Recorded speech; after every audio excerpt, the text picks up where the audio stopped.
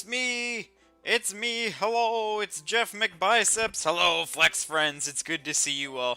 The P has an eye. The P is our mascot. It's Wayne. It's Wayne, our mascot. He's alive. Hello, everybody, it's good to see you. I see Blakey Roblox, and Colin, and Icefox, and Usabi, and Belias, and Enclave Hellfire, and Kep, and Kojiro, and Toaster Nuts, and did I say Icefox, and Kaden.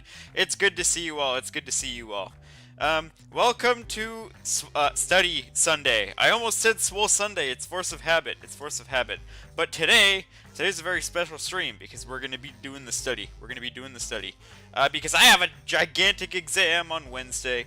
And my entire future depends on me passing this exam. So I want to make sure I'm nice and ready, and I've been feeling behind. So we're going to dedicate stream time. Smart Sunday? Smart Sunday's not bad either.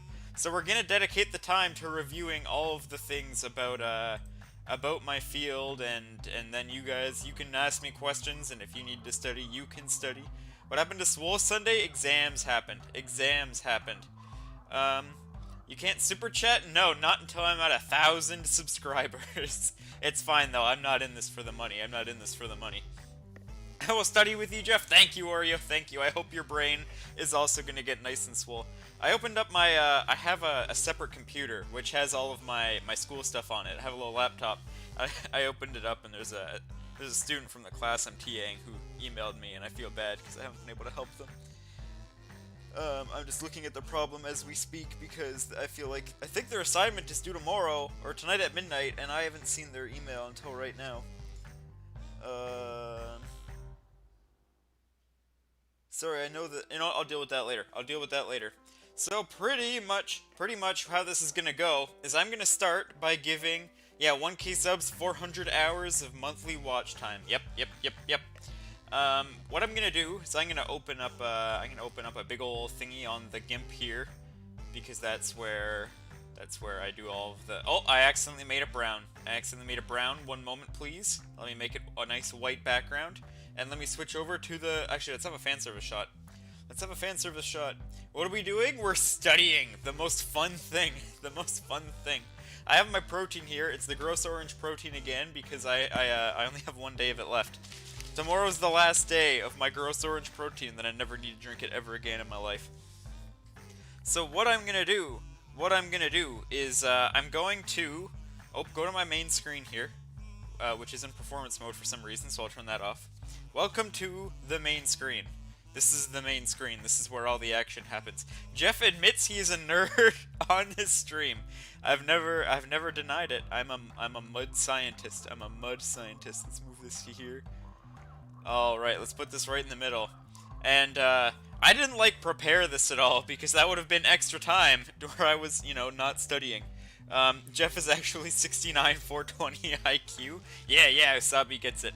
So I'm gonna do a little spiel. I'm gonna talk about my research and what I do, and then I'm gonna be looking at all the things that I still have to look up, and we're gonna learn some stuff together live on stream or relearn.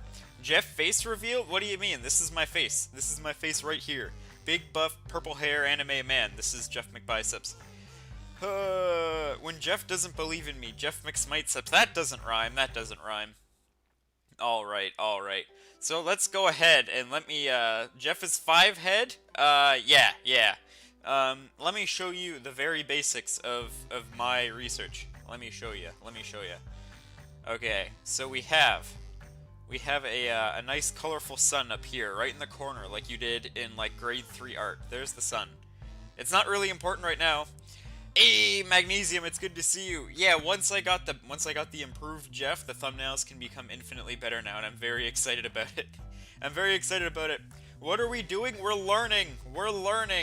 So here's the sun. It's not important to this, but I need to enforce that up there is the sky. And then we have some water. Welcome to the ocean.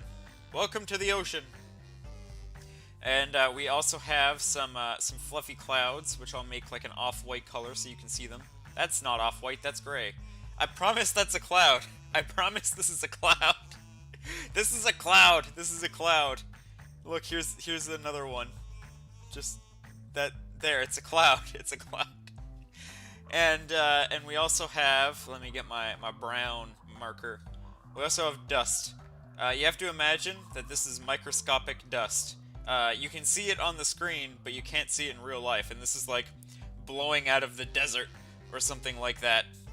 And that's the sky. Welcome to the sky. And then you have the ocean, and you have, one sec, my protein is in the way. My protein is in the way. I can't see my own screen. So you have the ocean floor, right? You have the ocean floor. Here is the ocean floor. Right there. And we'll fill it in all brown-like. Just like... That's not good. Okay, you know what? It can just exist like that. It can just exist like that. And that... Well, this is the ocean floor. Okay, and up in here you have... Up in the ocean, you have your little plankton bros. You have all kinds of little microscopic plankton bros. And they're all like, give me that photosynthesis. And all the sand is landing in the ocean, and it's like... It's all like... Whoop-pew! Whoop-pew! We're falling into the ocean! And all of... They're bringing things like phosphorus. They're bringing things like nitrogen. And all of these plankton that are all floating around here, they're all like, oh, that's the good stuff. That's the good stuff right there. And they're eating it all up. They're eating it all up. Off-topic question, how gross is your orange protein? If I had to rate it from 0 to 10, -3. Tastes like lawn fertilizer. So these plankton, they're eating up all those nutrients, and they're like, oh, it's so good, it's so good. And, meanwhile, they're all dying. They're all dying. And they're sinking. And they're sinking. And very simplified, we're not going to get into all the other stuff. We're just going to say that they're all landing here on the ocean floor, and they're all fossilized and dead, and they have all kinds of nutrients in them. And also at the same time this is all happening, this dust is also, any of it that doesn't get eaten, it's also falling. Oh, I accidentally painted everything brown. It's all falling as well, out of the sky, down to the floor, and it's all in here too. It's all in there too. And then at the same time as all that, the ocean currents are, they're doing their thing. The water, it's flowing. It's running along the bottom here. It's doing all this. And as it's doing that, it's carrying along with it anything that wasn't heavy enough to settle beforehand. So there's all kinds of mud. There's all kinds of sediment flowing in the water here. And wherever this slows down, and we'll say it's right here because it's where I've drawn the pile, you start to get these drifts. And it kind of slowly piles up. It slowly piles up. Jeff not responding to chat. Chat's going a bit fast, and I'm trying to explain science right now, so I can't really keep up, but I'm doing my best. I'm doing my best. Because I'm too busy being a nerd. Exactly. So this is all piling up here. So what you can do in situations like this is, one sec, I feel like it's also important to note. We're just going to assume that this is like this. Let me go ahead and erase. That's not the eraser. Why is my eraser blue? Why is my eraser blue? Eraser. Why is my eraser blue? Okay, you know what? This isn't here. This isn't here. Just assume this is the very Hood 2 guy Incredibox. Do you eat oil? I don't. So pretend this is the middle of the ocean right here. The entire plate. This entire thing, the whole continent, is very slowly moving this way as well. That's another important part of this to keep in mind. It's going that way. Yeah, so that's moving. That's why the ocean doesn't just disappear while all this is piling up. It's all submerging. Like if there's another plate here, for example, it's going underneath. Because the ocean plates sit lower and they're heavier. Okay, so we have the background, we have the setting all laid out. It's all laid out now. So what happens is, a boat comes along like this. Here's the boat. It's a big old boat. I might be on one sometime this summer. Here's the boat. And this boat is like, here's the front of the boat. And it's like, there's the smiley face. It's like, hey, look at me. I'm a boat. I'm just gonna extend my rod all the way down to the bottom of the ocean, and I'm gonna take all of this. I'm gonna take all this in a big cylinder right here. And, Jeff, are we doing something illegal? No, nothing illegal is happening. Nothing illegal is happening. So he goes down, and he's like, give me all this good stuff. Give me all this good stuff. And he sucks it all up. And we'll say that this is like, I don't know. Let's say this is like, 200... My smooth stroke is messing up my writing. We'll say it's about 200 meters depth. Really big boat in summer Pog? Possibly. It is still COVID. And yeah. And I don't know how Pog it is. Like, it'd be exciting, but then I can't stream when I'm on the boat, and that's sad. So this is free knowledge? It's fine. Literally, you could email any university professor in the world who has published a paper, and they would gladly send it to you free of charge. I'm not telling you anything that you probably couldn't find just with a few Google searches. Anyway, so we'll say that this is 200 meters, and there's a little bit extra here, and he sucks all that up. So we have, can I make a new thing? Let me get another one. So we then have, that's not what I want. Let me quickly fix that. Please become white. Okay. So, we now have a very brown piece of sediment from the ocean floor, and it's in a really long tube. So you have to cut it up. But you have like this much. Say that's like 50 meters, and you have another 50 meters, and it goes on like that. Like you have it all on the boat now, and you're cutting it up by the inch. You're taking samples every single inch. So what you do with this sediment is you take each individual portion, which has a depth assigned to it. Please become white, Twitter moment. Oh no. You take each individual part, and this is one of the things that we're going to be refreshing on today.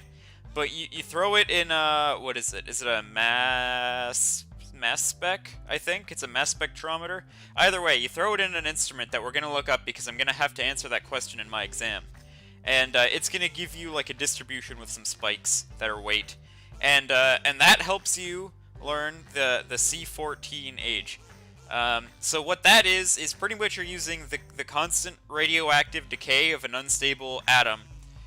You know about how much there was at the start, and you know how much there is now. So you use that to infer just about how old the sediment is. So at the top, this is the very top right here. This is the top. You know that's gonna be like modern. Like assuming you're somewhere where this deposition is really fast and you're getting like centimeters or millimeters per year or something like that, you're gonna know about what the sedimentation's like, or you're gonna have an idea.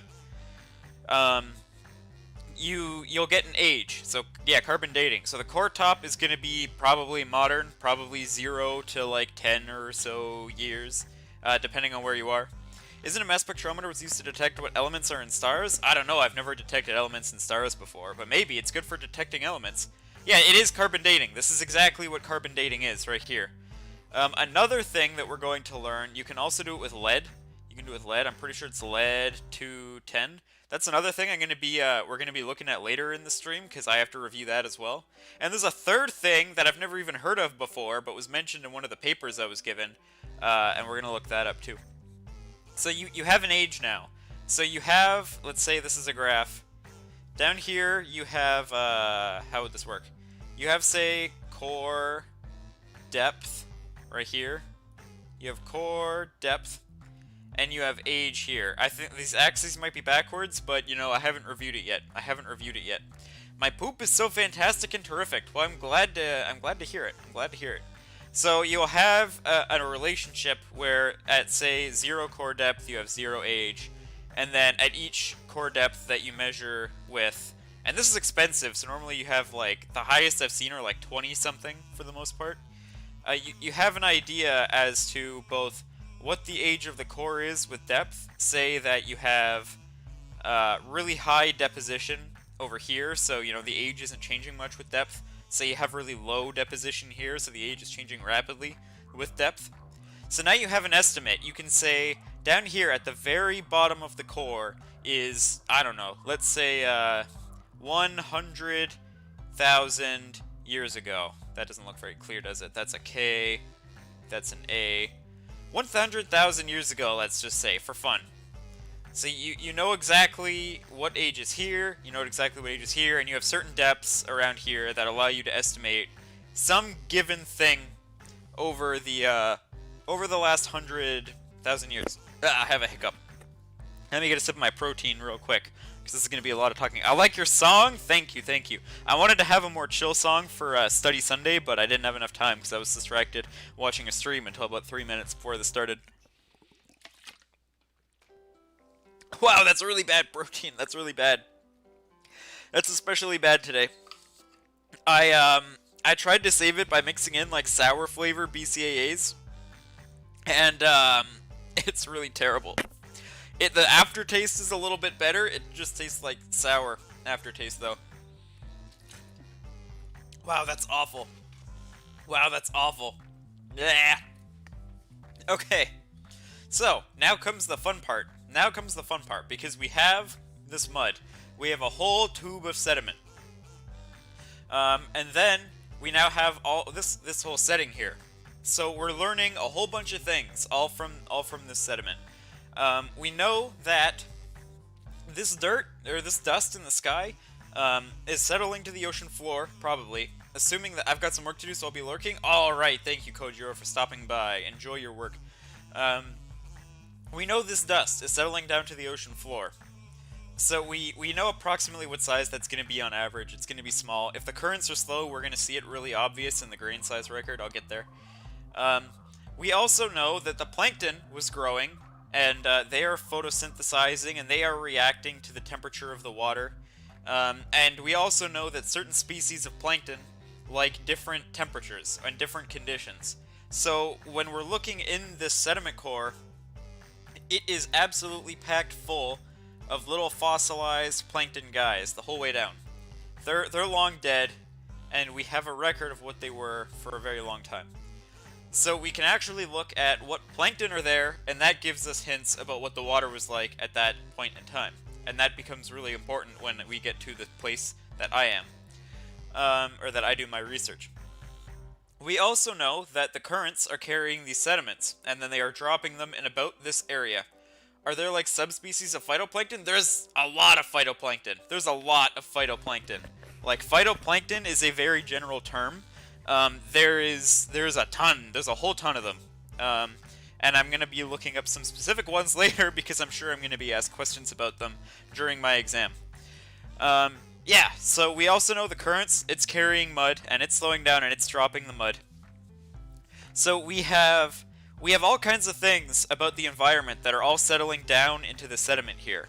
And then we have a continuous record of how that's been occurring for however many years. The only downside here, well, there's more than one downside, but one easy to talk about downside, is there's these stupid little wormy bros, stupid little worms, all throughout here, and they're like, I'm gonna live in the top 10 centimeters or so of the sediment, and I'm gonna ruin everything. I'm gonna sit around in here, I'm gonna eat all the stuff, I'm gonna wiggle around, and they just make everything, they make everything terrible. They make everything all muddied, they get rid of some strong signals, they spread everything around.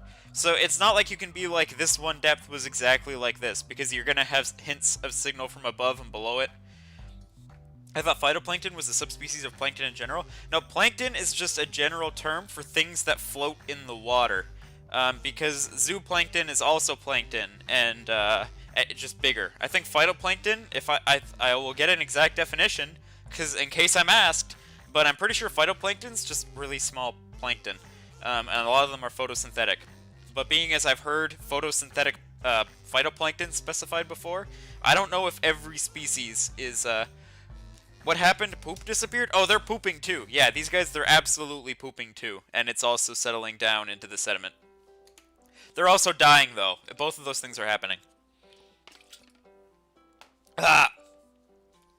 So, that's pretty much how my entire field of research exists. Is knowing these dates right here and matching things up to them. And there's other ways to get approximate dates, like, there's a delta. Like delta 18.0. I don't know if my notation is correct here. It's been a while since I've written it by hand. A lot of ocean sand is parrotfish poop. I believe it. I believe it. You can measure this, and this gives an indication of like ice coverage and general temperature, because they kind of go hand in hand. But you know about how much global ice there was? I'm pretty sure if Delta O18 is high, and that's just an isotope of oxygen. I think it's stable. I don't think it decays the same way this does. If it's high, there was a lot of ice. If it's low, there was not a lot of ice, and you can use that to map out like the ice ages, so you can get approximate ages from that as well. We'll get back into that. We'll get back into that. So, we have all of these tools available to us, and then we also have a decent understanding of how this stuff works. And it's pairing these together that is entirely what I do. So far, I've been doing mostly the current speed stuff, but in the next few years, I'm going to be moving on to some more plankton stuff. I'm going to get my plankton on. I did not eat fills. Please don't eat fills. Whatever fills is. Okay, so far, we've covered this. Now let me get on to some more general oceans stuff. Let's open up this thing. Oh, I messed up again. One sec, let me fix it.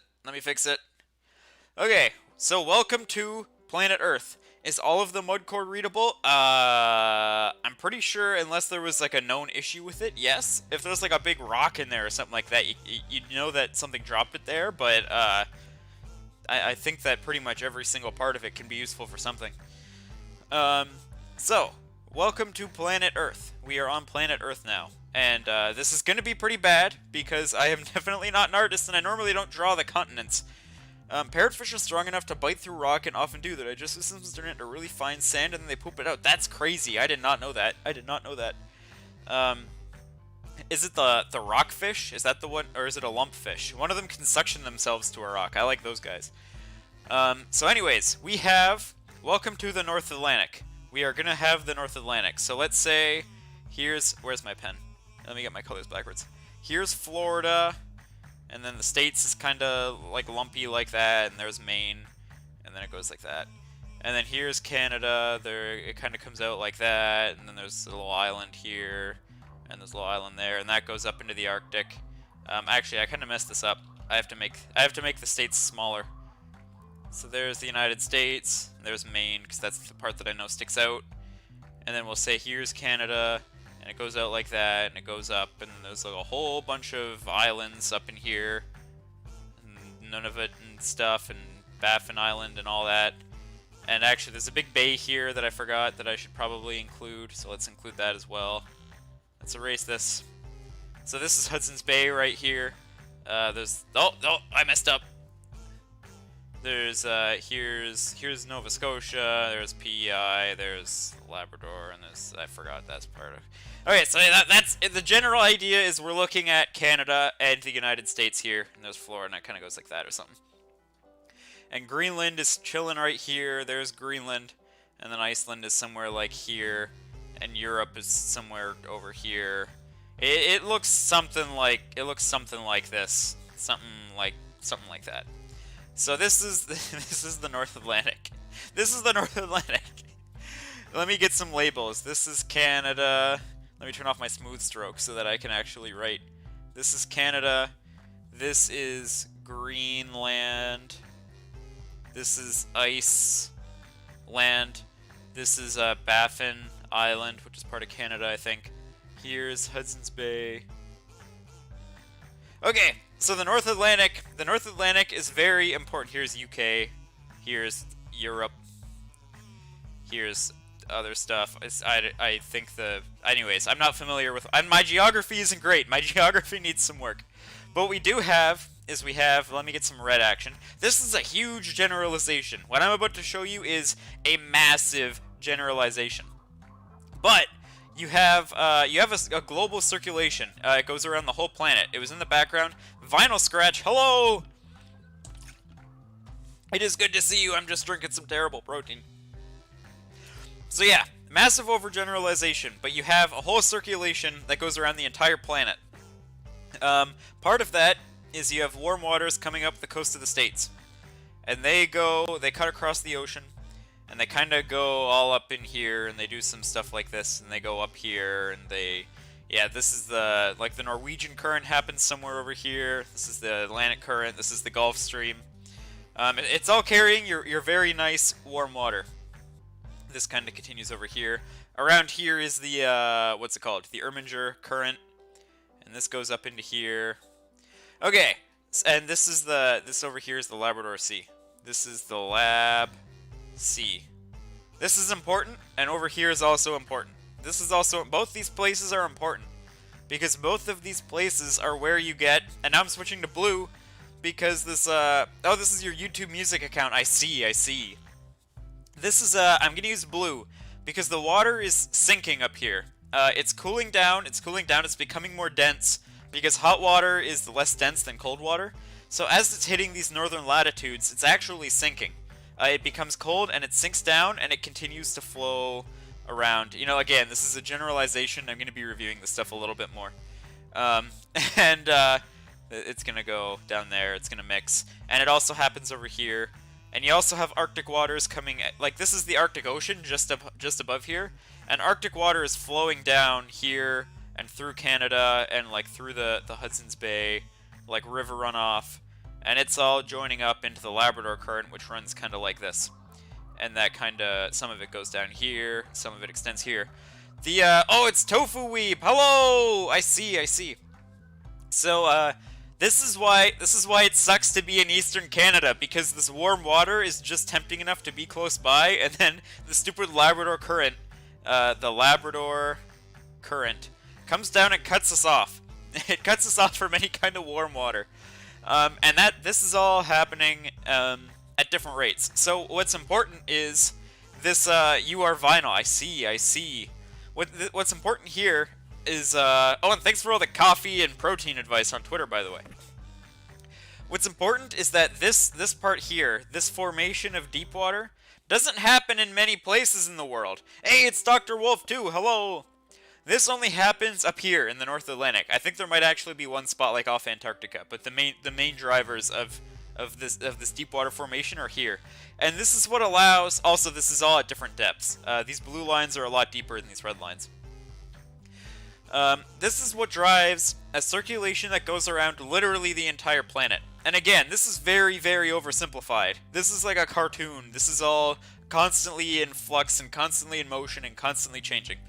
But if we have a good idea as to what the downwelling rate is here, that's what it's called when the water sinks. It's downwelling. What's happening here, and what's happening here, we have a pretty good idea as to how strong this big circulation was over time. All of this stuff, this forms a gyre, by the way, right here. You get a nice little like circular motion. It's called the subpolar gyre. This is all called the. Let me get my pen in black. This is called the Atlantic Meridional overturning circulation, which is called the AMOC for short. So when I say AMOC, I'm referring to just this entire rotational current, which is causing like the downwelling and making all this stuff move around. But that takes up a lot of space, so I'm going to just move that. I'm going to move AMOC over into Europe. Wow, I really didn't do this well. Let's move AMOC over into Europe. So we'll just put AMOC equals currents. Okay. So now we know that knowing things about all these currents is very important for learning about how the circulation changed over time. And stuff like this is important because, you know, this warm current going over towards Europe.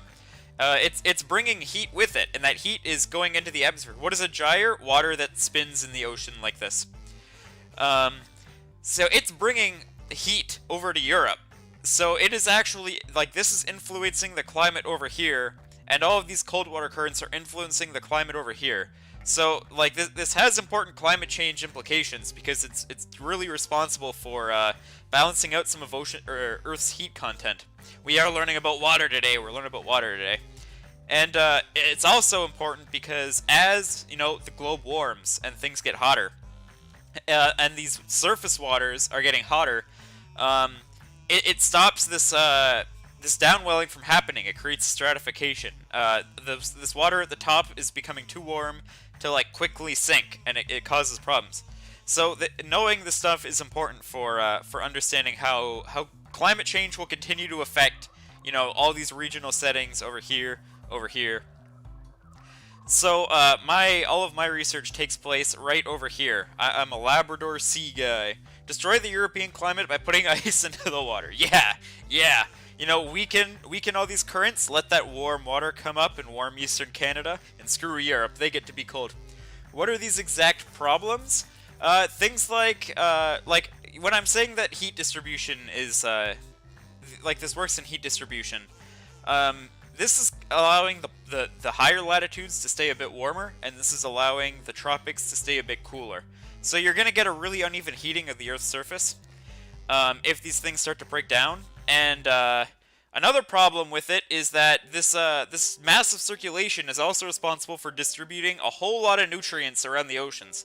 So if it's slowing down and if it stops working, then there's going to be a whole lot of plankton without anything to eat. And if the plankton don't have anything to eat, then the whole food chain is kind of a mess. These are the two problems that I can think of off the top of my head as someone who has only been in this field for a few years. Ah, the protein, it's so bad. It's so bad. Okay, so what we want is how fast was this current over time, and that'll give us estimates of either A, what the downwelling here is like, or B, how much water is flowing out of the Arctic Ocean through Canada. And that's important. That's important to understand. So right now everything I'm doing is about trying to figure out how fast this is over time. That's what, 60% of our oxygen supply? It's quite a bit. It's a good number. I'm pretty sure it's at least 30% of ocean oxygen comes out of the oceans. And that's a conservative estimate because I can't remember off the top of my head. Yeah, so understanding this sea is my entire like university career right now. So how do I do that? Well, it comes back to here. I have a core. I have some that makes sense, especially about the animals' plant life. Yeah. So I have this core, and thankfully someone else who is also doing work on the exact same sediment core as me has already given me an absolutely beautiful Delta 14C, or not Delta 14C, Carbon 14 like date thing. It looks kind of like this. I know exactly with really high resolution because they did a really good job. What the age to core depth relationship in my sediment core is. And what I'm doing is I'm looking at this part right here, the current slowdown.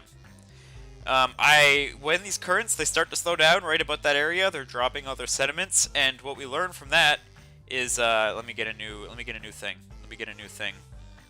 Right here. What we learn from that is that this is gonna go. Let me go back to here actually to explain this. So say this current slows down, it starts dropping the heaviest particles before anything else.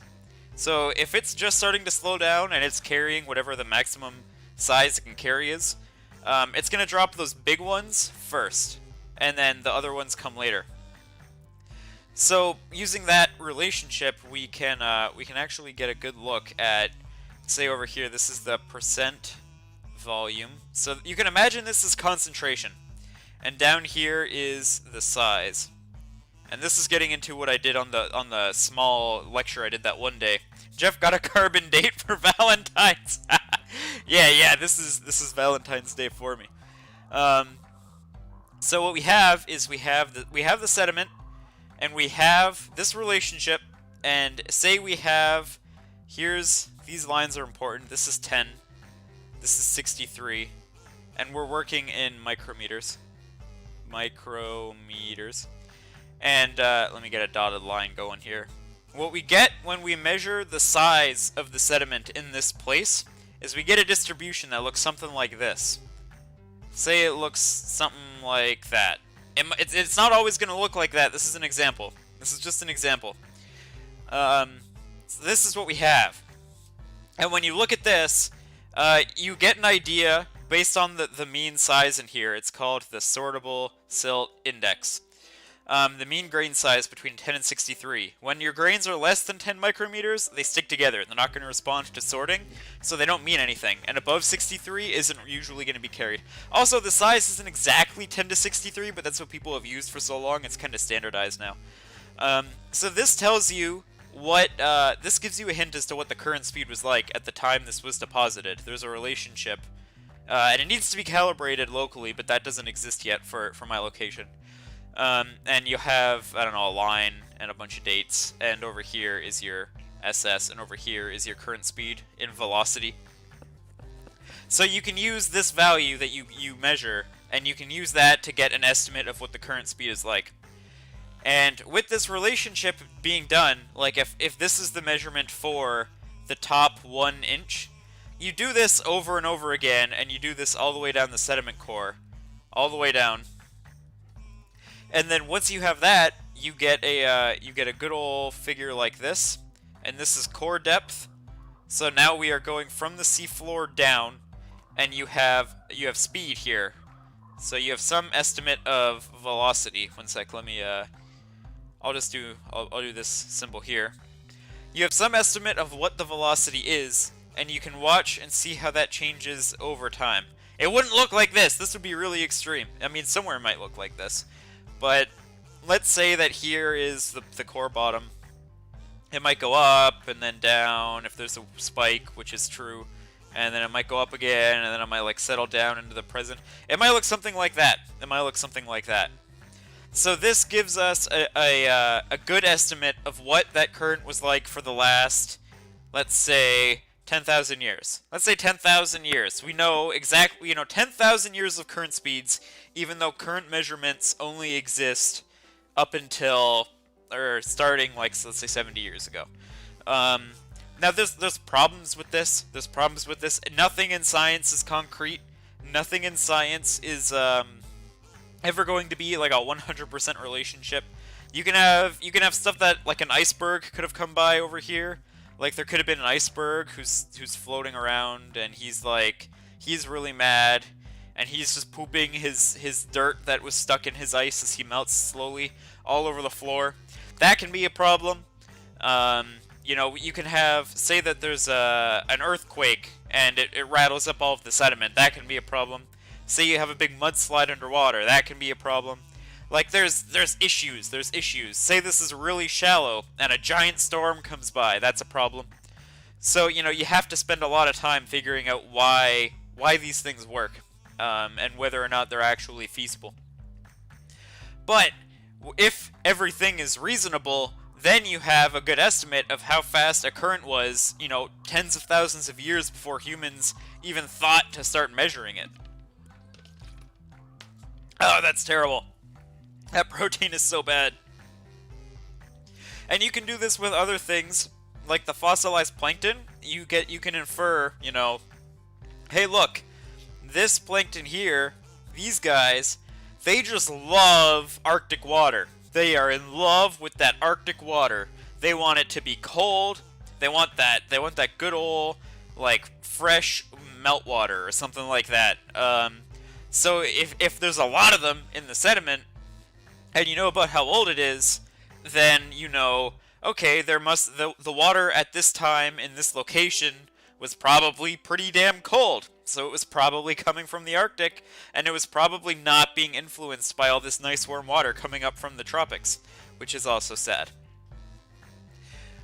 And beyond that, you can also, how much would a whirlpool affect the layers as opposed to things like a thunderstorm above water? I don't have a good answer for your question, so I don't know. I can't give you a solid answer. So I won't try. But if I ever find out, I will let you know. So you can also learn based on a few things that are happening inside these fossilized plankton.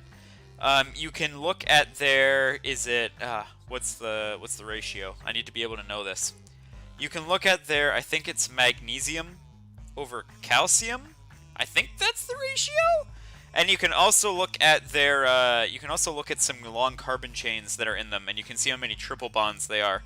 And both of these things give some insight into the temperature of the water.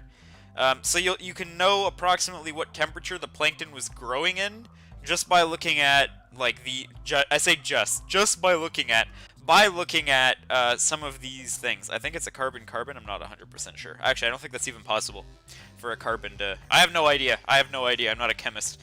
Yeah, so these things exist, and you can measure these as well. So the moral of the story here is, get big mud, measure things in big mud, and recreate what the oceans used to be like. It is the field of paleoceanography. My smooth stroke is on. It makes it really hard to write. Paleoceanography. Hey, we did it. That is the spiel. So, let me get another sip of my protein real quick. So now, the problem facing me as a human is that I have an exam on Wednesday. This exam is the start of the official start of my life as a PhD student. I was a master's student, but then my project was starting to take so long that we decided to move me up to PhD. So I'm actually years into my degree already. I'm just about to take the entrance exam now. So does part of your job include interpreting the data, or do you only collect it? Yeah, I do all of the above. If I get to go on this boat this summer, it's going to be collecting the materials, and then I'm going to do the measurements, and then I get to sit there and try and interpret them, and I get to sit there and wonder about all the things that can go wrong with them. That is my life. Just send this VOD to your professors. Hey guys, check it out! I was a jacked anime man presenting research.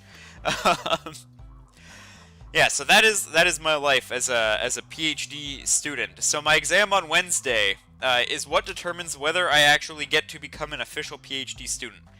Right now, I am in the PhD program, but I am merely a candidate. If I pass this exam, which is going to be a 20-minute presentation and then some mystery amount of time of me being asked all kinds of questions about papers that were assigned to me that I'm presenting on, and also the foundation, like the building blocks of the research, the kind of stuff I just explained to you. But I need to know it in a lot more detail than that. And that's Wednesday, and I will know right away whether or not I passed on Wednesday, because I'm gonna have to leave once it's done, and they're gonna talk amongst themselves, and then they're gonna be like, "Hey, come back." I don't know how, because it's virtual. It's not like asking me to leave the room and then coming to get me. But and then I will know, hey, you pass, or hey, you kinda pass, but you have to take this class as a condition, or hey, you suck, get out of here. So it's a little stressful. There's a lot riding on it. So this is the part of the stream now. They could probably make a breakout room for you. Oh yeah, that's true. They'll probably stick me in a breakout room, and I get to sit there and just, freak out, well, by myself in a room for like 10 minutes or so. So I'm going to open up my presentation over here. I can't show it to you because it's on a different computer. Not that it's super exciting anyways. But we're going to look up some fun things. And we're going to do it together. Let me quickly look for something interesting that we can look up. Okay. Let's do this. Believe in you, thank you, I appreciate it. With the defense, they had me leave and then call me to message me to come back. That sounds terrifying. Let's go to a fan service shot real quick while I quickly open up my internet and make sure I clear my Google search history of small leg syndrome. Okay, Google. I typed Geo and it just Googled Geo. Okay, alright, the Google. I should have done this beforehand. It's fine. You know what? It doesn't matter. Okay, let's go back to the internet. Welcome to the Google. You are looking at Google as a Canadian. Use Google. This is Google. Actually, no, this isn't google.ca. This is google.com right now. What a travesty. Never mind. This is the same Google you all probably see every single day. So the first thing I'm going to look up is carbon-14.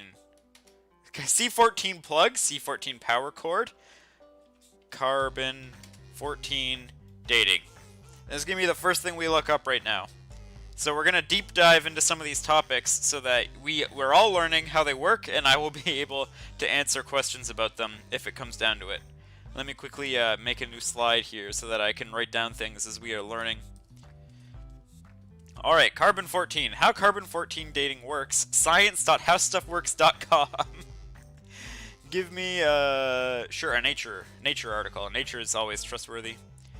Carbon dating, the archaeological... Oh, you know what I just remembered? That's a big part of carbon dating? Carbon dating has a problem in oceanography because your stuff is entering the ocean. So over here, you're getting your carbon in these plankton, but they're actually sitting here in the water for however long, and they're also getting circulated for however long, the sediments. So there's actually a reservoir time that I forgot to think about till right now. I'm going to make a note to myself to look up. Reservoir time. That actually causes the dates that you're measuring to mean, like, they're going to be like 100 or so years off. Okay, but let's go back to the internet. Where's my internet? There it is. Carbon dating. I want to know, I know carbon breaks down into carbon. Let's go for an image, actually. Let's go for a nice little image. I know it's created cosmologically. Yeah, cosmic radiation.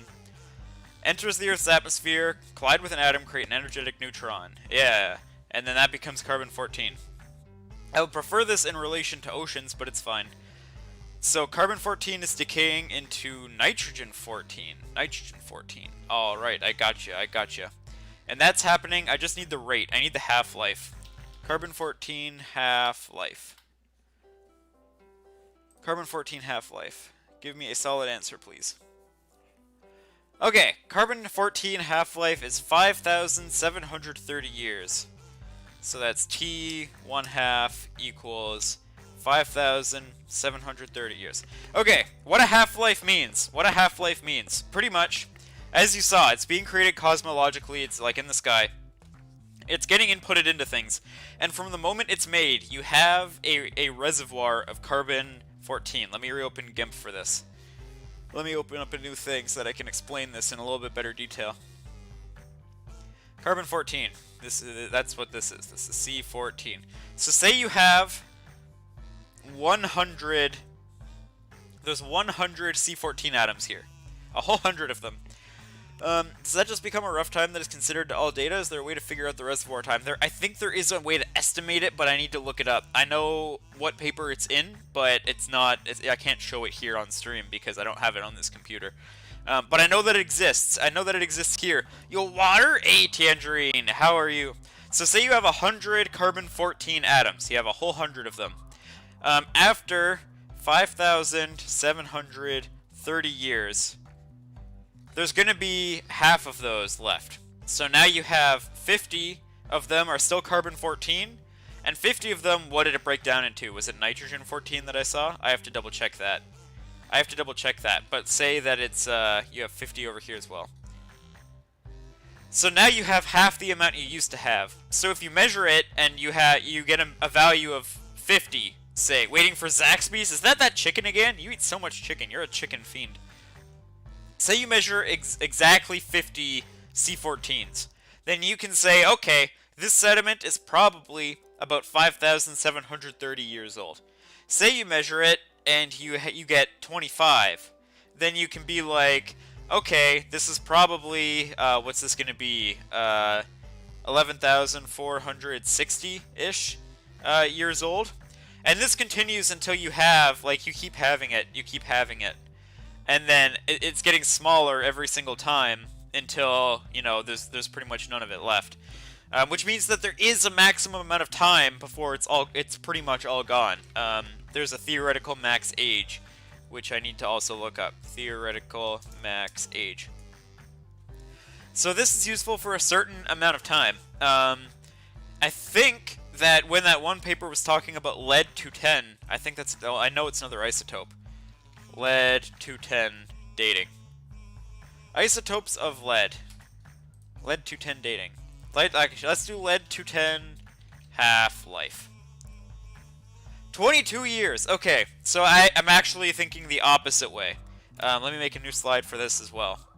On my thingy over here. So lead-210 is actually used for more fine-tuned dating than carbon is. Because you have, what is that, 22.3 years. It's a much smaller time scale, so this stuff is going to disappear a lot faster. So coming back to that example in the drawing software, if this is, so you need different isotopes to the different ages of the mud, it's all about resolution. It's all about resolution. If you don't care if the, like, you can get a lot more precise in the younger sediments if you're using lead-210. You can get a lot more precise of a number. Yeah, so we have PB210. So yeah, that's 22.3 years, which is a lot less. So almost all of your lead would be gone by the time you even have hit one half-life of your carbon. So carbon is more general, while lead is more exact. That's one way to look at it. That's one way to look at it. I think there's a reason you hear so much about carbon-14, is it is very general, because it gives you such a long time. I want to say, I know there's some longer isotopes, and I want to say they're uranium-based. I think that there's a uranium chain that has a much longer half-life. But these are just two examples of dating methods, and these are the two that pop up in my papers, so they're the ones that I'm probably going to be asked about, or else they would have assigned me different papers. Wow, that protein is terrible. Wow, that protein is terrible. Okay. I also quickly want to show you guys, I want to show you 018. Delta 018. That's meant to be an O. Oh, it's fine. Wikipedia is still there. So, this the details of it are not important. What is important is you measure it out of foraminifera, which are a kind of plankton. And what matters is that hey, look, it's even this is even in a sediment core. So you know this is good for proving my point. And we're looking at millions of years ago now. So when your oxygen levels are high, I'm pretty sure what that means is that there's a lot of ice. So if you see a high value when you measure this delta 018, which you're getting this out of fossilized stuff. You can also get it out of ice cores, I think. I want to say, or there's some way to get it out of ice. I want to see a better record. So let's do delta 018 LGM. Last glacial maximum, because I want to see something easier to interpret. Okay. Let me get... Come on, give me something better than this. Give me something better than this. Deglaciation. Okay, this isn't working either. You know what? This is fine. This is fine. Give me one good delta 018. Give me one good delta 018. Greenland, this is temperature. Insolation, another fun thing, it's how strong the sun is in a given spot, because our orbit is very not stable. There's three ways in which the orbit of the planet, and this is important too, because this has very long-term implications on climate, which is very directly reflected in all of our measurements. Ice core sounds like it would melt. I'm pretty sure they have to keep them cold, but when you're measuring an ice core, you're somewhere that ice can exist. Let's create a new thingy here. So let's say we have the sun, right? Okay, let's make the sun right in the middle. That's the wrong color. Yellow. We have the sun right here. And we have Earth. Let's draw Earth as well. I'll just make it a blue circle. Here is Earth. So our orbit is very not consistent. Our orbit is not at all consistent. It is kind of egg-shaped, which is important. So we have an egg shape. That's a little bit exaggerated, but it's fine. And beyond just the fact that our orbit is not consistent, our axis that we turn on is actually on an angle too. It's like this. I think it's, what is it? It's 20-something degrees is the angle here. It's 20-something. Where's my 20-something? So, this orbit, this tilt that we are on is changing. It fluctuates between, what are the values? Is it 19? I think it's 19 to 20, I don't know, an upper 20 number. I don't remember these numbers off the top of my head. Let me make a note to myself over here that I need to be remembering these things. I have a whole slide dedicated to just know these things, so I don't forget to ever look these things up. Orbit cycles. I want to know these more exact than what I'm telling you right now. 23.5, it's probably 23.5, I'll believe you. So this is rotating, like we're constantly going back and forth between these two angles that are both off of straight. They're both on an angle. And then as that's happening, as our orbit is doing that, we are also like rotating around like kind of like this. It's also rotating around this way. So it's not just going back and forth like up and down, it's also going in like a little circle. So we're constantly on a cycle like that, and they all have names. There's eccentricity, there's obliquity, and there's a third one. This is stuff I'm less familiar with because my research has never brought me back far enough in time to have to worry about these things yet. But they are concepts that I should review before my exam. Hence why we're doing Study Sunday. So let's open this up. Let's look at eccentricity of Earth's orbit. I think eccentricity is, yeah, it's the egg-shaped one. So it's the fact that our orbit is kind of it widens and squishes. It's not constant. It changes. So that's eccentricity, which impacts the climate. We also have obliquity, which is, I want to say, the tilt. Obliquity? Did I spell that right? Yeah, obliquity is... I need something to tell me a little bit better. Yeah, maximum tilt and minimum tilt. Okay, so it's 21 degrees is the minimum. We're at 23.5, which is what Usabi said. And then 24.5 is the max. So let me write this down for myself. Let me make another slide here. Orbit. So obliquity is, what was the minimum? It's 21.1 to 24.5. We are at 23.5 right now. So this has an impact on Earth's climate. And the last one, what was the last one? It's the hardest one to remember. Hey, Milankovitch cycles. That's what precession. There it is right there. That's how we, that's the wobbling part I was talking about. But yeah, that's what these are called, is Milankovitch cycles. Yeah, so precession. And precession is, you have to imagine like a Beyblade or a top when it starts to slow down and it's kind of like wobbling around a little bit. That's kind of what precession is the fact that we're changing our tilt, but we're also changing like the wobble of the planet physically. And these are happening over really long time scales, like really long time scales. Let me see if I can get some time scales, actually. Let me see. Is this a time scale? No, it's not. Obliquity. Okay, so obliquity of Earth's orbit time scale. What are we looking at? Obliquity describes the tilt of the Earth's axis in relation to its orbital plane, which ranges... Okay, periodicity of 41,000 years. 41 Ka, period. And precession is the wobble. And what's the time scale of precession? Precession of Earth's orbit. The inclination of Earth's orbit drifts up and down, however, one mentioned but relatively invariable. Precession is a period of about 100,000 years. Alright, 100 Ka. And then, eccentricity. I know it says it right here, but I'm going to look it up anyways, just to be 100% sure. Eccentricity.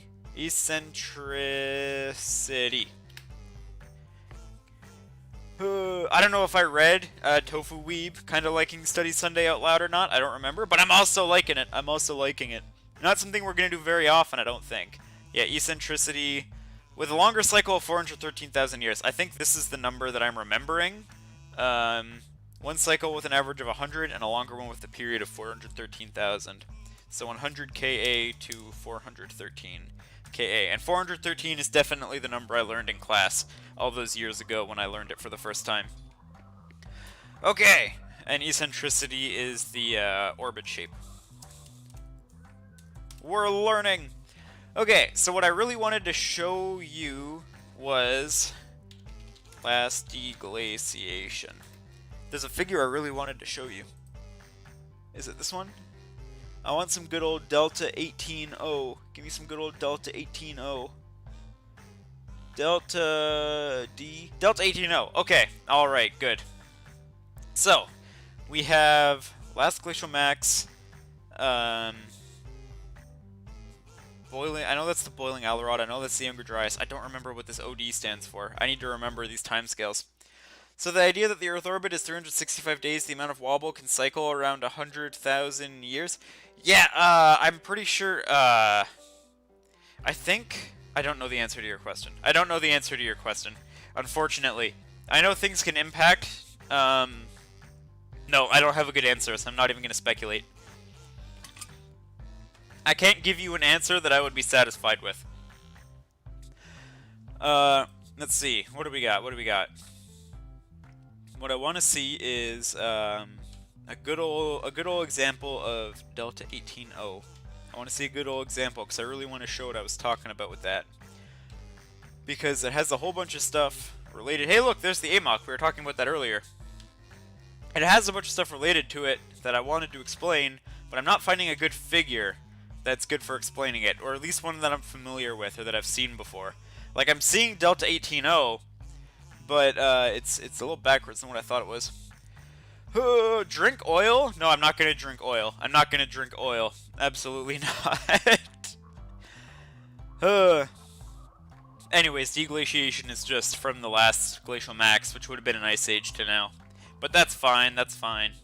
I can look into that stuff later, because the Google, I have a feeling I'm going to have to dig into some papers to get a good, or some old class notes to get a good explanation of Delta 18O, and I don't really have that with me right now. So that's something I'm going to have to do on my own. So I'm going to look through here, we're going to look at something else that's cool. We're going to look at something else that's cool once I find it.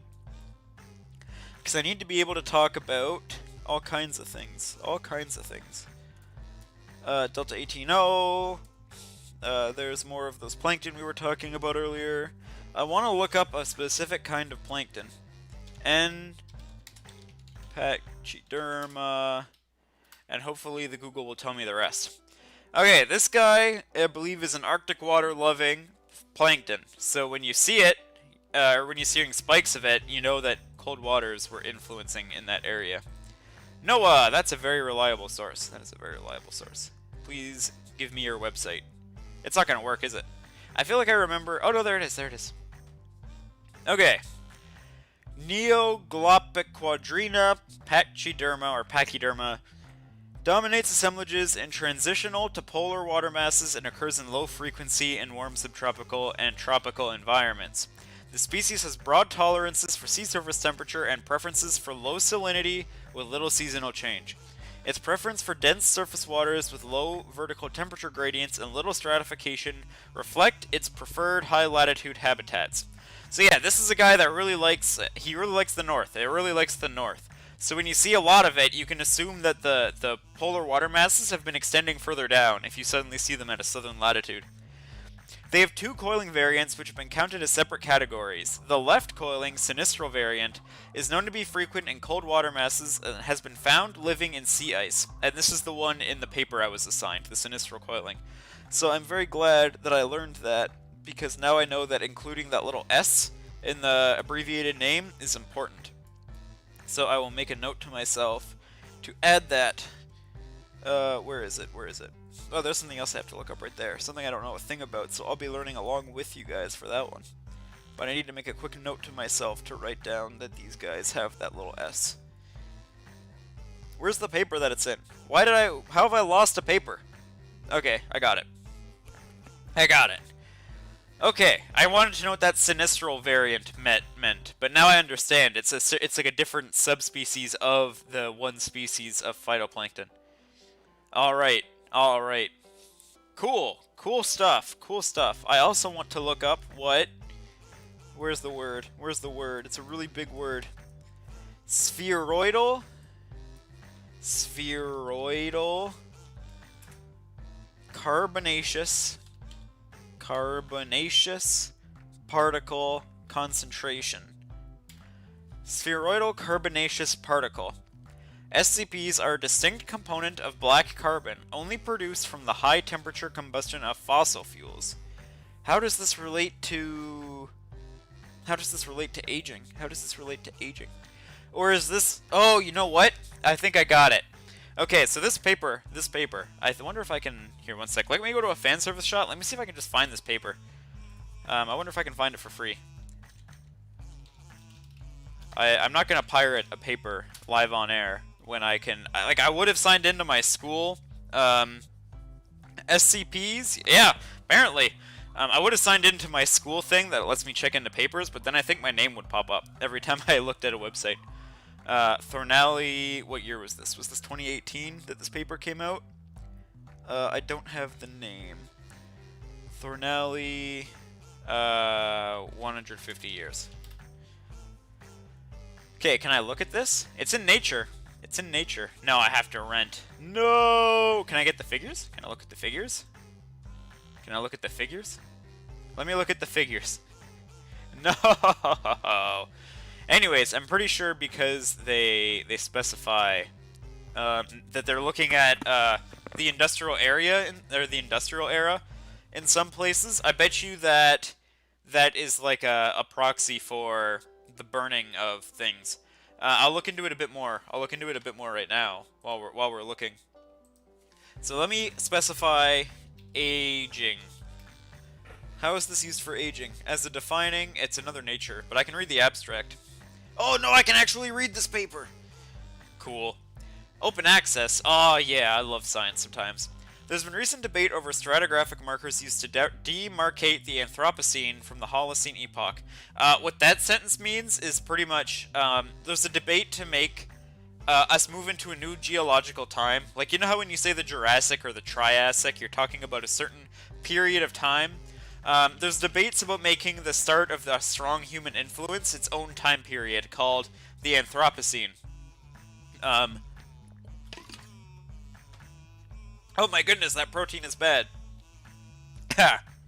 And that's just because we've seen such a drastic impact on the planet ever since human activity drastically picked up. However, many of the proposed markers are found only in limited areas of the world, or do not reflect human impacts on the environment. Makes sense. Here we show that spheroidal carbonaceous particles, SCPs, distinct from a black carbon produced from burning fossil fuels, provide unambiguous stratigraphic markers of the human activities that rapidly changed planet Earth over the last century. SCPs are found in terrestrial and marine sediments or ice cores in every continent, including remote areas such as the high Arctic and Antarctica. The rapid increase in SCPs mostly occurs in the mid-20th century and is contemporaneous with the Great Acceleration. It therefore reflects the intensification of fossil fuel usage and can be traced across the globe. Okay, so that's what it is. That's what they're saying. They used three methods of dating their sediments in the study. And the first one was carbon-14, the second one was lead-210, and the third one was these SCPs. So we looked at the other two already. So they were using carbon to get back into the deepest parts of the core to have an age. They were using lead-210 to look at the shallow part of the core with more resolution. And then they also used these SCPs to kind of show here is where the industrial era starts as like its own little age marker, which is kind of cool. Yeah, that's neat. There's the physical oceanography stuff, like physics. I won't do that stuff on stream because you'll just be witnessing me cry. Over the rest of it, all of a sudden, it's all making sense. It's all making sense. What happened in this next paper? Sediment cores. Okay, let me show you another cool thing. And this is one that I think I can explain off the top of my head because it's another big part of my research. Okay, so let's make a new slide. New. Go into down here. Yeah, 4K HD.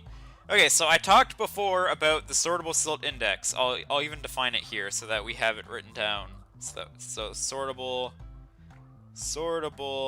silt index equals SS bar equals average grain size 10 to 63 micrometers equals flow speed estimate. So that's what we're talking about here. So we have this. This exists. And the problem with that, like I spoke about over here, is imagine we have our mud. Imagine we have our mud, and this stupid iceberg comes floating on by, and it's like, I feel like ruining science today. I'm gonna drop all of my sediment right on top of here. It creates an issue, because then we don't know if the sediments we're seeing are there because the currents sorted them, or if they are there because a stupid iceberg dropped all of its stuff right on top. And this is a question that was only answered very recently, or at least a proposed answer came out very recently. Was that if you look at the percentage, this is a relationship now.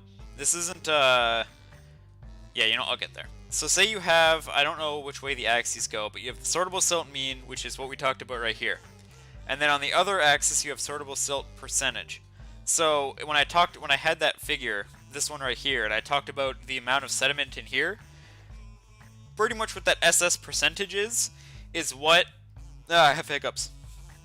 What percentage of the sediment is within this boundary? So if it's a high number, then most of your sediment lies within here. If it's a low number, then you might have a distribution that looks something like, I don't know, say it spikes here and then goes down, and we can't learn anything from it. So it was proposed that this relationship between these two variables can help you look at whether or not you're looking at current speed, or if you're looking at something else ruining everything. And the idea there is that you want a really close relationship between the two. You want a really close relationship between the two. Because if you have a really high amount of sortable silt, like sediment, in the right area, but none of it's sorted. Say you have a spot up here, then that probably shows that a whole lot of sediment was dumped there that a current was not sorting. If it's not well sorted in that area, but there's a lot in that area, then it's likely that there was something else depositing sediment there. Likewise, if you have a very high value in the range that you measure, but you have a really low percentage of sediment there, then you're not even sure what you're reflecting is really current sorting at all. And then everything else, the other corners, are kind of what you want. So it's proposed that if you have a high correlation here, and this is getting into stats now, but say you have like an R of what's the cutoff? You know, 0.9 is like a really, really good relationship, so I'll just write 0.9. And that's just the degree of relatedness between the two. If you had if you had like a dots like this, and you had a line like this, it would probably be R equals like 0.1. And the max value of R is 1, so it's 0 is less than R is less than 1. And the closer to 1 you are, the better your relationship is. So you want high values here, you don't want low values here. So this kind of estimate lets you know whether what you're seeing is actually reflecting current sorting, or if it's reflecting something else trying to ruin all your science. Let me get another sip of my protein. It's terrible. It's terrible. It's so bad. I've tried to make it better, and it's still so bad. Oh, man. Oh, man. Alright. Alright. I think that's all of the different methods from these papers. There's only one more, but it's something that I really need to look at myself. It's random forest regression. It's some fancy computer learning stuff. I'll get into it, but not on stream. So, one other thing that I want to do, because I want to review it as well, is I just want to look at the full, I just want to look at the AMOC. I want to look at all the currents that are involved. I want to take a good old look, a good old deep look at what all of these currents are. Okay, you know, this is fine. There's some that I can already see aren't labeled here, but for the most part it is. What protein is it? It is orange, what's it called? I don't remember, but it's orange. It's the kind of protein that, where they tried to make it like juice consistency as opposed to like smoothie, I guess, consistency. It's supposed to be really refreshing and light, but it actually tastes a little bit like fertilizer. I tried to improve it, by adding some Sour Bomb flavor BCAAs today, and it didn't help at all. It actually made it worse. But there's only one day of it left. Tomorrow's my last day of drinking this protein. Still the orange? Yeah, it's still the orange. It's still the orange. Once I'm through the orange, I have my water here. Thank goodness. Okay, so let's zoom in on this. Let's zoom in on this. I want to make it bigger. Make it bigger. I want to make it bigger. Zoom. Zoom in, damn it. I will zoom in manually. I will zoom in manually. Can I? Yeah, there we go. There we go. Okay. There's a few currents that are left out here, which makes me a little bit sad, but this is still a pretty good idea. Hey, my drawing earlier, it wasn't bad at all. Look at that. I was pretty good. Let me reopen that. Where's my AMOC? Where's my AMOC? No, I don't want to mess with that. Where's my AMOC? There it is. Let's see. I got the Gulf Stream and the North Atlantic Current, right? Yeah, North Atlantic Current coming up from the Gulf Stream. This is a bit further north. Norwegian Current comes up here along the side of like past pretty much on the European shelf. And I think I got that too. Yeah, there it is right there. And then that goes up, and you get some deep water formation up here in the Greenland Sea. Erminger Current flowing here. East Greenland Current, West Greenland Current. I think I got all this. Yeah, Erminger, East Greenland. I think I missed. No, it's okay. It's okay. It's still pretty damn good. And then the Baffin Current coming through here. Baffin Island water. They didn't draw anything coming out of Hudson's Bay, probably because it's not super... Well, it's important, but when you're looking at a very generalized cartoon like this, I guess it's not. Over here somewhere you have a big underwater waterfall. Where is that? Where is that? It's, is it here? Iceland, Scotland overflow water, so I'm imagining it's somewhere between Iceland and Scotland, so it's somewhere in this area. Giant underwater waterfall, somewhere in there. And then you have Labrador Current. West Greenland Current is here. Labrador Current flowing along here with both limbs of it. Yeah. So this is the AMOC. You can see the transition from warm waters into cold waters. So as this water's cooling down, it's releasing that heat. It's releasing that heat, which is why you get warmer... You get warmer than expected temperatures given the latitudes on this side. How do you have an underwater waterfall? Oh, good question. Great question. Okay, let's go back to the GIMP. Let's go back to the GIMP. So, assume that we have... Let me open this up. Okay, assume we have a big ol' waterfall. Or a big ol'... Say we have some... I accidentally painted. Okay, so this all relies on the principle of water density. And water density is, I'll get there. So we have, I think it goes kind of like this. It kind of goes like this. This is the ocean floor right here. And when you have, I'm going to draw a graph inside the ocean floor. I think it looks something like this. These are lines of constant density, and density is affected by, and I don't remember my axes here, because it's been years since I looked at this, but we have salinity, which is the salt content, and we have the temperature. And both of these things impact density. Colder waters equals denser water, and saltier waters equals denser water. So your least dense water is right here, and then your most dense is down here. So if you have water that's really dense, it's gonna sink. And if you have water that's not dense, it's gonna stay at the top. And what's happening here is you have a this lip here is important. Because you have a very cold, salty water, I'm pretty sure, and it's flowing along the bottom, and it overflows, which is why it's called overflow water. And then it's so heavy that it sinks all the way down to here, and then it kind of continues flowing along the bottom. So you actually have an underwater waterfall because the water is so dense that it's sinking as it kind of flows over the side of this lip that's right here. I'm positive I can find, does the salinity of the ocean change? It does change. It changes in a lot of places. I'm pretty sure I can find you a cool picture of this, because I think it is Iceland, Scotland, overflow, water. I think it's that. Is that the big waterfall? Is that the big waterfall? Maybe it's not. I thought it was. Is it the Iceland, Scotland Ridge? Iceland, Scotland Ridge? There's, yeah, here it is here. Greenland, Scotland Ridge. My bad, my bad.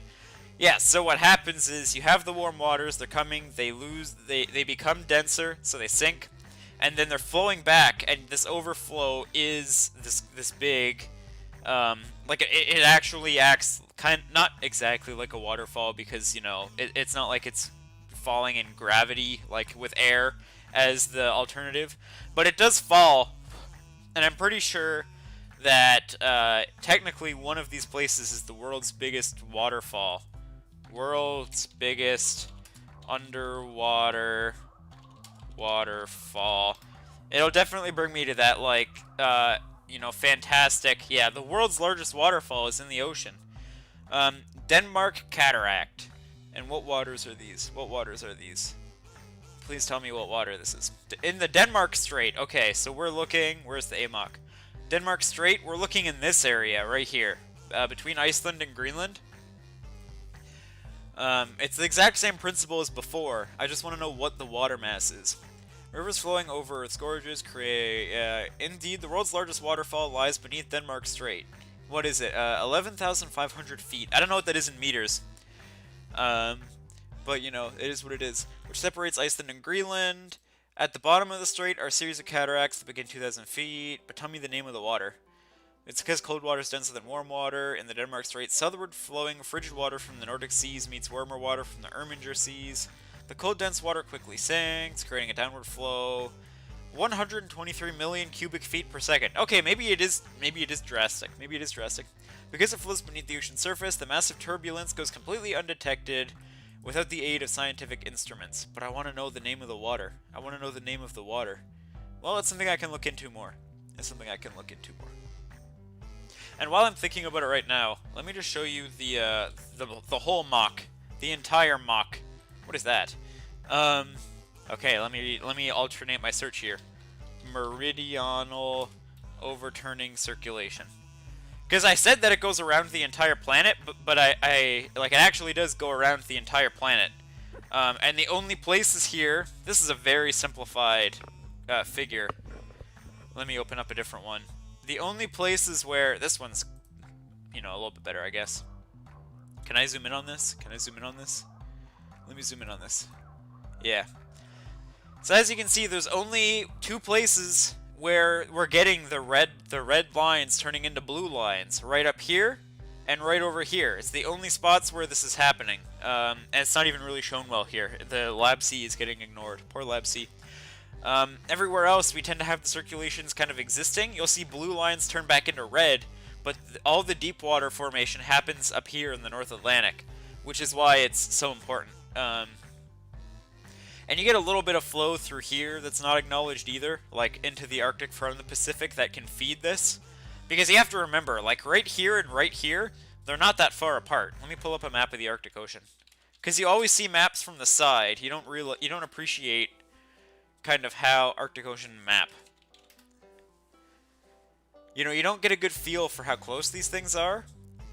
But like, it comes in and you can enter into Canada like right here and flow back out. And if you think about the distance here, you know, we're at the very top of the planet, so these lines of latitude are a lot closer together than they are, like, if you're picking up what I'm putting down, what I'm trying to say here. Like, if you imagine the distance here at the very equator versus the distance here, like close to the Arctic Circle, it's a lot smaller, and you're getting water flow in here, and then it comes right back out here. So there is circulation happening all throughout this area, because the sea ice is not always this far extended out. You know, this one might be a little bit better. Yeah, it comes in through the Bering Strait, it's kind of circulating around in here, and then it's coming back out the other side, down through here as well. That's another thing that is happening at the same time.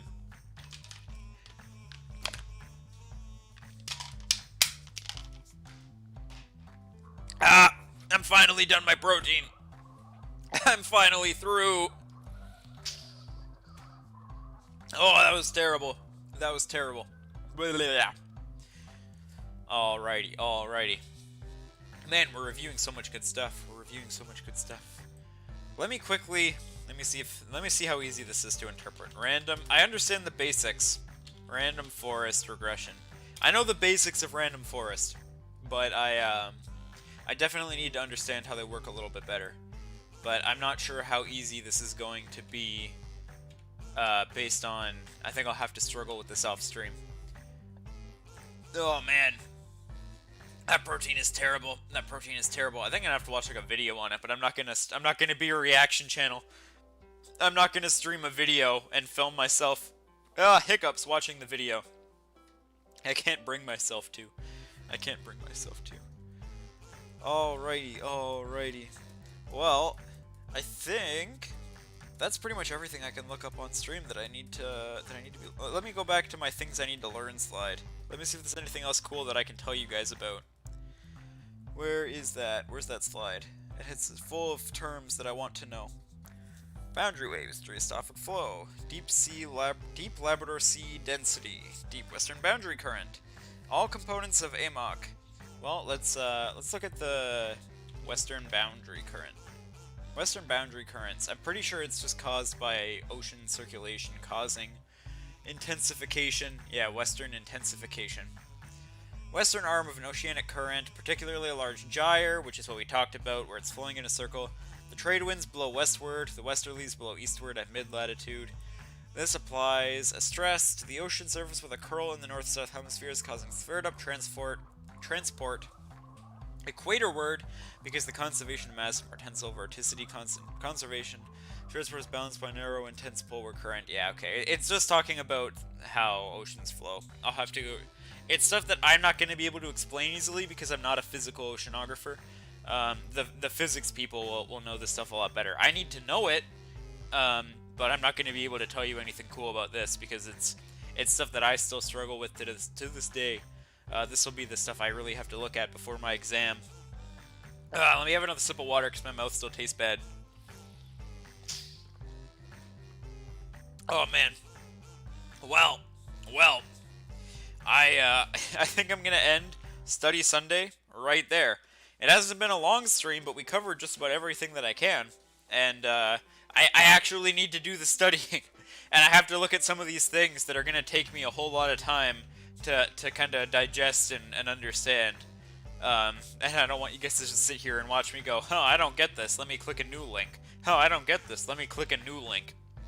Anyways, I hope you guys enjoyed learning a little bit about my research, though. I hope you had a good time, because I liked talking about it. Now I'm going to go study. I'm going to keep Study Sunday going just by myself. Oh, man. I appreciate everyone stopping by, though. I hope you learned something. I hope you learned more than one new thing.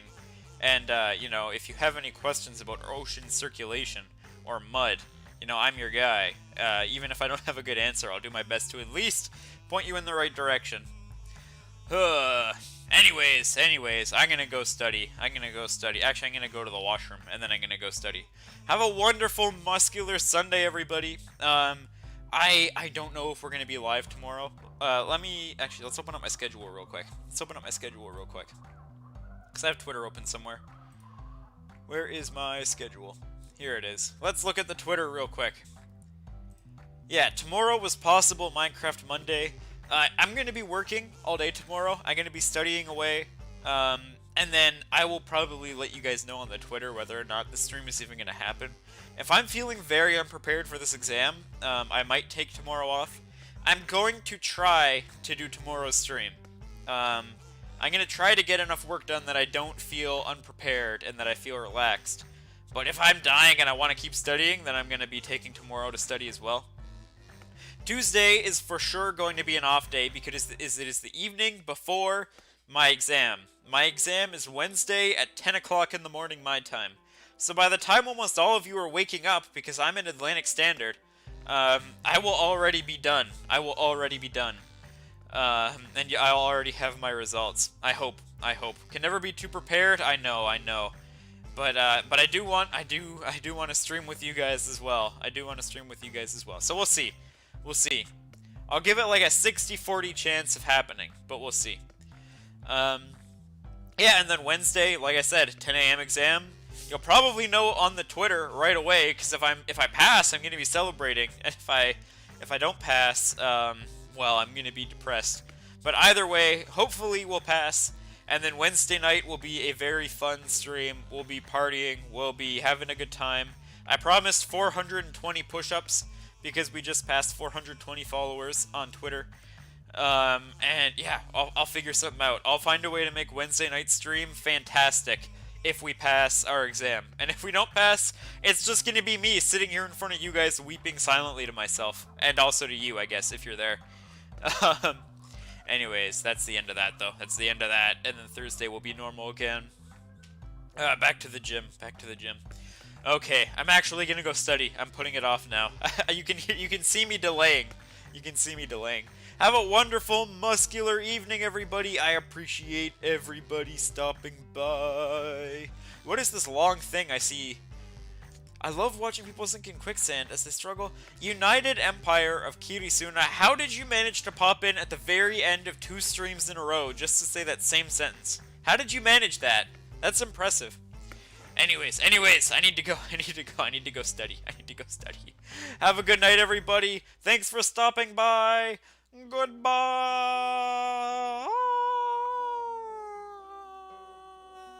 Yes, I'm Buff IRL.